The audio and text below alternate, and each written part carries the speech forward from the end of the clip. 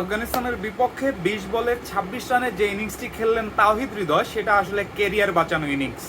একই সঙ্গে যদি বাংলাদেশ কোনোভাবে আফগানিস্তানের সাথে এই ম্যাচটা জিতে যায় এবং সেমিফাইনালে কোয়ালিফাই করে, তাহলে পারভেজ হোসেন ইমনের কেরিয়ার শেষ হয়ে যাবে এই টুর্নামেন্টের মধ্য দিয়েই।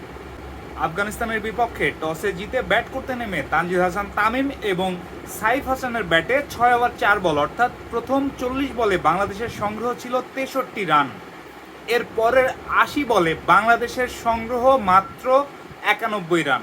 বাংলাদেশের ব্যাটিং খারাপ হওয়ার পিছনে সবসময় বলা হতো বাংলাদেশের টপ অর্ডার রান পাচ্ছে না, বাংলাদেশের ওপেনাররা রান পাচ্ছে না। আজকের ম্যাচে বাংলাদেশের ওপেনাররা দুর্দান্ত শুরু করে দিলেও তারপরে মিডল অর্ডারের ব্যর্থতায় বাংলাদেশ আজকে মুখ থুবড়ে পড়েছে। অধিনায়ক লিটনের ব্যাট থেকে এসেছে ১১ বলে ৮ রান।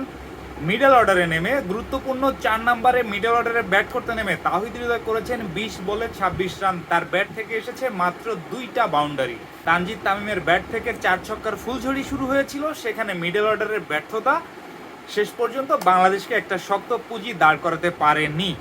এই ম্যাচ কি বাংলাদেশ জিতবে? আপনার কি মতামত? কমেন্ট করে জানাবেন।